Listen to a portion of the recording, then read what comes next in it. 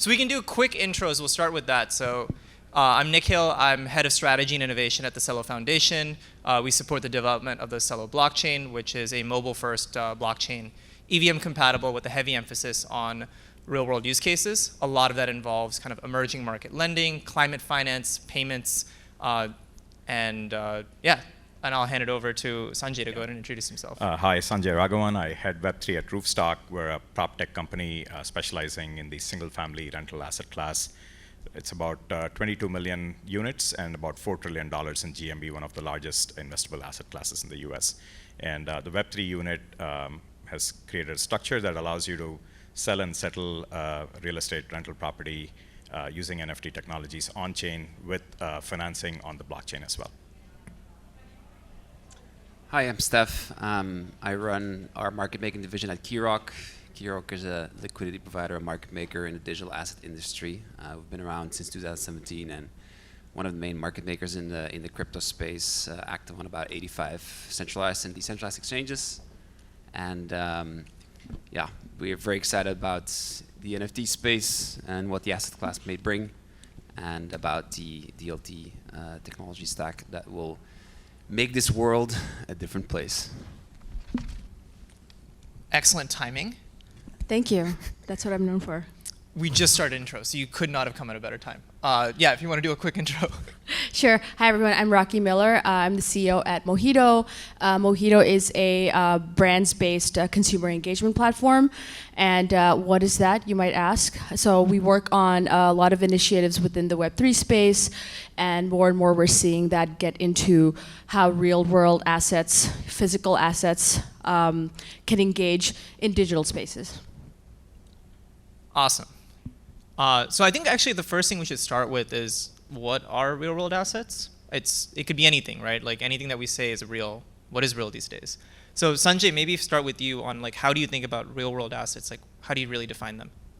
Sure. So that's a great question, right? And I guess at every conference you'll probably hear a slightly different answer. But historically, people have looked at real-world assets as anything where there's a corporate entity or a legal wrapper with an EIN, and if you're doing financing to that, they've considered that to be part of real-world assets. And so when you look at all the kind of DeFi, TVL stats and stuff, they might report any lending that happened to a company that was engaged in crypto lending or crypto borrowing. That all sort of fell under the RWA bucket. But I'd like to look at it a little bit more nuanced. For me, it's really stuff like real assets, real estate being one of them, of course, but anything else that you can look at, including receivables factoring, trade financing, other forms of corporate debt, climate stuff that you guys are working on, regenerative finance, carbon trading, like carbon credit trading, all of that kind of stuff is what I would largely now these days bucketize under real-world assets. And I think there's a lot of interesting use cases going on in the space today. And you guys are doing a lot of that, pioneering a lot of that, and with real estate, Roofstock is involved in some of that, and would love to hear your perspectives on sort of what you guys are doing and how you see it evolving in Europe. Yeah, I mean, I think it's a great definition, by the way. It's extremely complete. I think it's something that we in the past called tokenized securities, right? I think that was the definition at the time. I think the word security has always not been the best word to use within a DLT environment, which is unfortunate, because at the end of the day, it has all the things we're excited about with real-world assets. That's what that premise is and was all about. I think we take it also a bit further when it comes to the facilitation of payments and giving access to a global community to an asset that facilitates the transaction of value across border. And with stability built in mind. And stability is a very subjective definition, right? Somebody that might be, a Bitcoin native thinks Bitcoin as the stable coin, while some might believe that's USDC or any other, assets that is a very important part of their treasury management. So no, I think in the end of the day, what real-world assets will mean is it will bridge the gap between the physical world and digital world, with the main purpose of, facilitating capital efficiencies and giving access to people that might not have that if via the traditional system or via the variety of middlemen that are involved into giving that access today. So both of you are probably more on the finance side of things. Raakhee, I think your view is actually very different, or it might be in terms of what you're working on. So I'm curious to kind of get your thoughts on how you think of it. So much like my friends here, I've been in financial services for like over 20 years. So primarily working in banking and commodities sector. So very much resonate with the real world assets as we know it that are already tradable. And then how does this tech further enable that to be more efficient, more transparent, et cetera. And I think that that's definitely one of the great use cases. We work a lot with brands and IP owners and really like businesses that are facing off to retail Web2 customers. What we see that is really interesting here is that we're seeing an extension to what a tradable asset means. So a tradable asset, if you change the paradigm of what now Web3 brings, is you can consider a bottle of whiskey as a tradable asset. You can consider a Hermes bag a tradable asset. So there is a lot of things that have been around in popular culture that have a lot of intrinsic value, but have never been tradable in the sense that we, especially from financial services, have considered tradable. And that's super exciting. What's super exciting is that you can consider really any physical thing that you interact with, whether it's a handbag or a luxury item or a collectible or art, and this is kind of where we've seen things go. It now can be represented on chain. You can know the ownership, you can know the authenticity, you can know the provenance, and that opens up an entire world of trading and economics that just hasn't existed before this. So in your case, it's actually thinking about kind of these other kind of assets that are in real life and thinking about how you can actually tokenize that and essentially create that as a way of tradability and additional functionality. Absolutely. Got it. So I actually want to give you guys a chance to really kind of dive a little bit more on what you core focus on, so folks also understand what your day-to-day is and really what your project is. Maybe we'll actually start with you, if you can talk about kind of the core area of your work for Mojito. Yeah, so we started in 2021 at the peak of digital ownership and art. I think my second week on the job was post-Beeple. I mean, post-Beeple, nobody thought that anything like this that's digital art could go for that much. So our life started a lot in with auction houses and art houses, creators around both creating digital art and the various forms of it, and leveraging NFT and Web3 technology for that. The art world in that sense also has payment problems, and in terms of there are many mouths to feed, intrinsic smart contracts and different rules around how payments happen. That's been another part of what we've been focused on. And then most of the Web2 companies we work with have compliance and onboarding, offboarding issues as well. So we've had to dig into that space, and as a result have created a framework for really any business to digitize an asset, be it art, into a commerce-like trading-like platform. Recently, we've made our way more into luxury goods, which is now the brands of the world are coming in and seeing this as a excellent way to judge. If you think about a pre-order type scenario, like Tesla, for example, they could really assess in a pre-order fashion what is the demand, what type of demand there is, and they can cater their manufacturing logistics to that demand. And on top of it, all of that trading in the secondary market that happens before the sale happens is all top-line revenue that they've never seen before. So this is kind of where we see the trends growing and where we're doing more work on. Maybe Sanjay will jump over to you on what you're really focusing on at Roofstock. Yeah, no, thank you.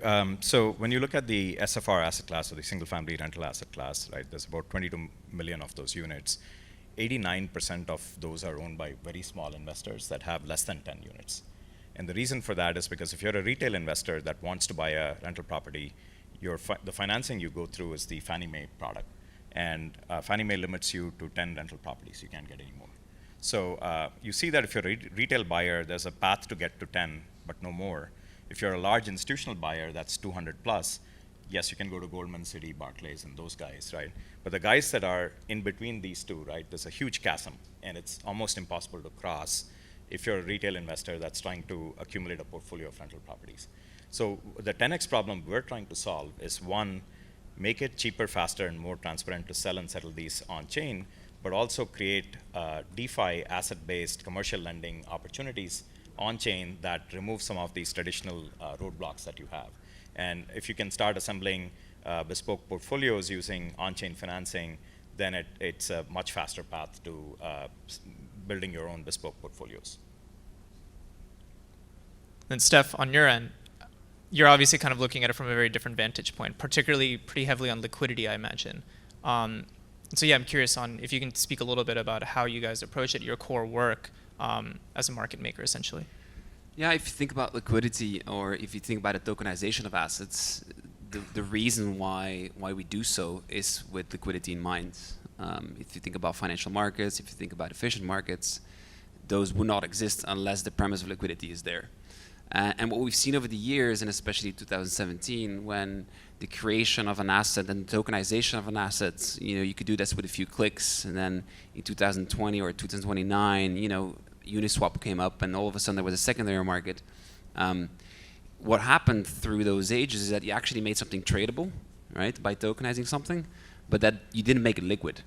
So if you think about, the exchange of an asset, for example, you want to buy Bitcoin with US dollar, it would be really coincidental that on a platform at the same time there was somebody selling you that Bitcoin at that price you want to pay for it, right? We think it's logic, we think it's normal, but it actually isn't, right? And the middleman in that play is a market maker who is there thanks to its algorithmic capacity, its inventory management, and its risk management systems to be able to provide that service of buying and selling at any point in a given time a specific asset. And that's what we're working on. And to be able to do that at scale is going to be key for the adoption of this industry, especially given the fact that the tokenization of assets is, almost financial markets on steroids, right? And that's what we've been doing so far, and that's what is also the reason why we're so interested in the NFT space, because the non-fungibility of the asset class makes it extremely hard to see the efficiencies that we have on the fungibility side when it comes to liquidity. It's going to be essential for the adoption of it over the long run, and to really be accepted as fair, efficient marketplaces as well. I think I'd like to use the opportunity to ask you the same question. How are you guys looking at this from Cello's perspective? Yeah, thanks. So we kind of see it in two, like our core areas are kind of in two different facets as it relates to real world assets. The first one is emerging market lending. And so if we think of the flow of capital, and if you're looking primarily capital flows within a geographic area, or if you have trade agreements between two countries. But in that case, what happens is in other parts of the world, actually, it's a pretty big challenge of getting capital to those places. So for example, to make this a little bit more concrete, one of our partners is the Grameen Foundation. They're a large microfinance institution that basically provides microfinance loans all around the world. And they have different microfinance partners in different parts of the world. The thing that they need to be able to do is they need to hold some collateral as they distribute out microloans to everyday people. For them to be able to get that collateral, though, they have to go through a traditional financial system where they may not actually be able to get that capital to come from other parts of the world. And so stablecoins are actually really effective at that, of being able to flow to different parts of the world and then sit as collateral. And then if there is a certain level of defaults in that loan portfolio, then that financial institution can basically convert that to fiat as needed or move it to any other asset. It's just much faster and much more efficient. So that's one example. The other one that we've looked a lot at is climate finance use cases. So taking essentially like the voluntary carbon market and carbon credits. There's a big challenge in carbon credit marketplaces with lack of transparency. You actually don't know if that carbon credit you have is actually tied to real climate action, such as reforestation or carbon capture, whatever that might be. And it's a huge problem in the industry at the moment. And so blockchain technology is actually quite adept at linking all these different pieces together, the underlying data, the metadata, the digital measurement reporting and verification, all of those pieces to actually essentially have it so that you have one unified system, unified, right, still decentralized, as a way of then basically being able to have those marketplaces. And then the great part too is when you issue those carbon credits, you have something like a Uniswap that actually allows for pricing transparency rather than having to go to a broker. So yeah, that's kind of how we generally think about it. I'm curious then actually to shift over to some of your work then on why blockchain actually. So I get, like I did my trading cards back in the day. All of those things. But I'm curious on like what is a value proposition that blockchain technology actually fundamentally has for something like this. Yeah, I think it's authenticity and ownership, right? I think so. In like just delving into the art market, proving that a piece of art was the provenance of that piece of art, that it was created by a said creator, especially the older it is, it's a gargantuan task, very costly, very inefficient, fraught with fraud and all kinds of stories that movies are made out of. And so I think what digital art provides in that sort of use case is the ability to continue to invest in artistic endeavors, but solve for the ownership authenticity problem.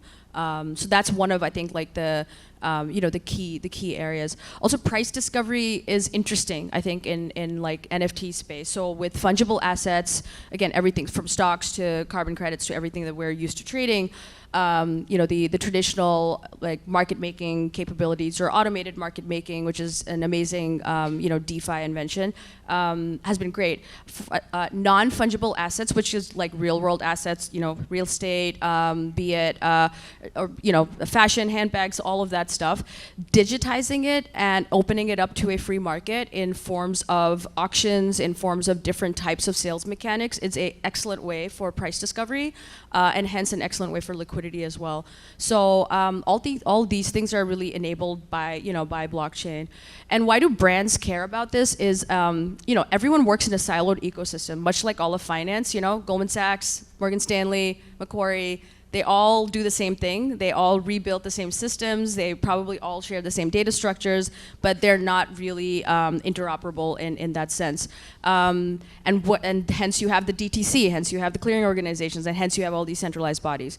I think that in the context of brands and marketing and consumer engagement, the blockchain provides, to your point, a unified, decentralized layer in which all of these activities can be seen with completely fresh new eyes, and it opens up a lot of opportunity for collaboration and consumer engagement. So on your end, it ends up being a bit more of a retail approach almost, right, for end users. You hinted at something which is a little different, which is around actual questions around liquidity, right? So when you take of traditional financial markets, let's say we're sitting in New York, relatively liquid markets in the scheme of things. There is kind of the need for actual liquidity. And then this begs the question again for why blockchain technology for something like what you're working on, which is you're actually having to kind of think about the liquidity on a regular basis. And so for something like what you're working on, why blockchain technology, especially for some, like real estate's been around for hundreds of years. So what is the value proposition here? I mean, from thousands of years. I mean, thank you. At least the form of real estate trading that happens today. I guess I was thinking of like the goes back to capitalist system of real estate, right. but fair enough. So the biggest challenge in real estate, right, is trust, right? And if you and I are not going to meet each other, and you're not going to give me the keys to the house, and I'm not giving you, a bag of cash, there's really no way for us to trust each other. So we have this system of intermediaries we've built today that allows us to, without meeting each other, go sit and sign documents and make sure money moves from this bank account to this bank account, and you get your money, I get my keys, and right. So that whole system has been created just to essentially establish trust in a market that otherwise, we would not be able to trust the buyer and seller to get to an agreement. Obviously, in blockchain, that's the you can look at that and say it was built for that specific use case, because when you put smart contracts and programmable money together, that solves exactly that problem. Right. Now, of course, something like real estate, you cannot just anonymously sell it to anyone, because we do have to comply with US regulations, and that's primarily around anti-money laundering and drug trafficking and things like that. So what you need is a permissioned layer on top of otherwise what's a permissionless blockchain, because you do want the composability of a blockchain like Ethereum, and to be able to plug and play into all the infrastructure and tooling that other people have built, without going into some private walled garden like banks might do, right? So if Goldman and Chase and they're all going to enter into this, they're going to probably start with private blockchains and control the entire experience. We do want that Web3 composability that we like in blockchains like Ethereum and Celo and so on. So we want to be able to leverage that, but at the same time comply with regulations from permissioning, KYC, and all that. But really solve that problem of not having to use these economic rent seekers who otherwise are part of this ecosystem. Composability is such an important word here. It's really, I think it's key if you think about it. We are going through innovation cycles that have been rather exciting, and I think one of the most important things is that to realize often that we don't need to put everything on a blockchain either, especially nowadays. I think there's still a lot of limitations that involve putting things on a blockchain.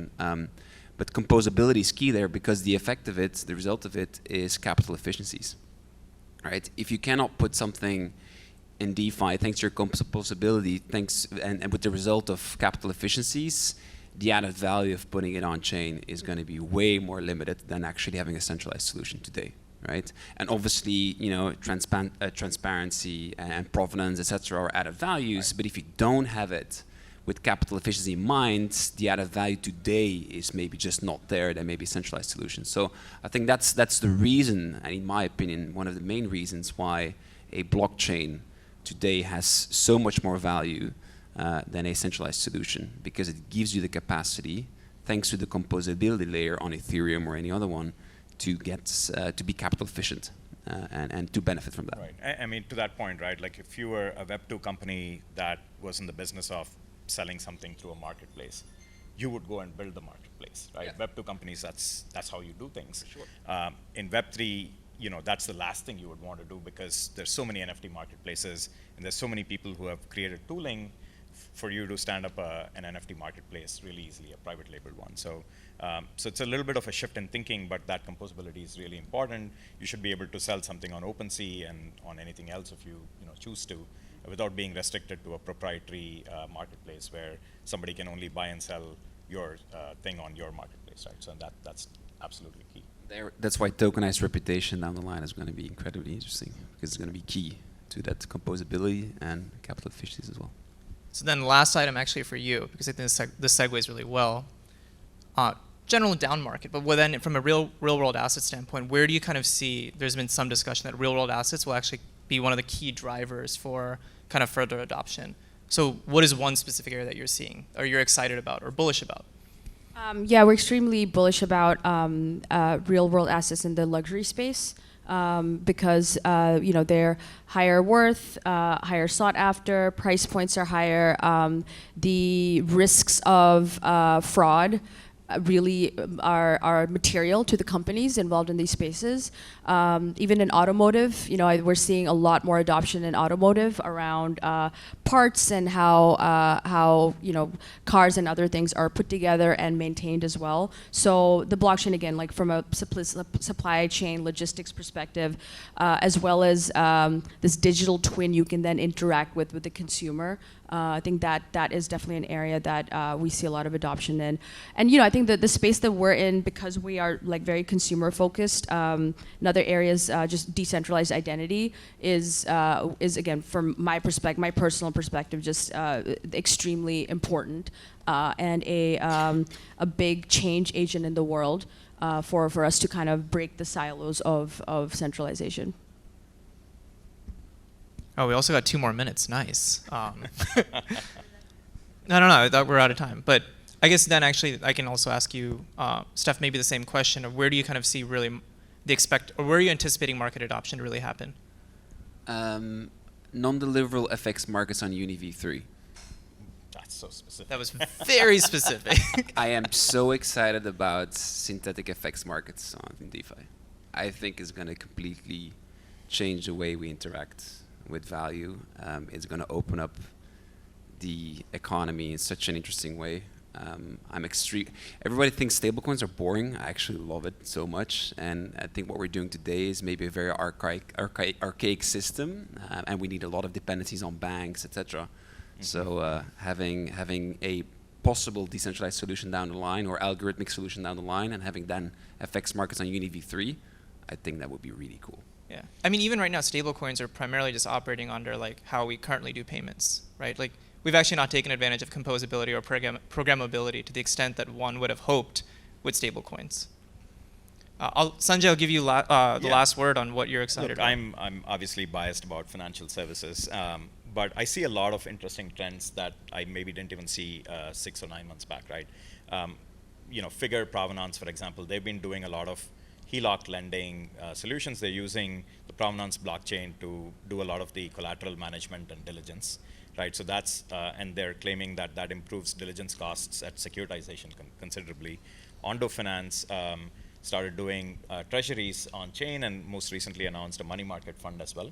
For any treasury, if you look at any Web2 treasury, they keep money in checking accounts and money markets, right? So for Web3 native companies to have optionality to put some money in money markets, that's going to be huge. Maple Finance just announced its treasury bond pool that they're kicking off. So I think a lot of right now with the yields you're seeing in TradFi, I think that's going to be a big push. You're going to see a lot of kind of tokenized TradFi bond ETF solutions get into blockchain, and a lot of crypto treasuries and DAOs probably adopting some of that. Over time, I think with that we can expand into alternative asset classes like real estate lending and so on. And that in the next wave, I think really sets us up to bring RWA into Web3 on a mainstream basis. Awesome. And with that, we're out of time. So thank you so much. Thanks for you guys as well. Thank you.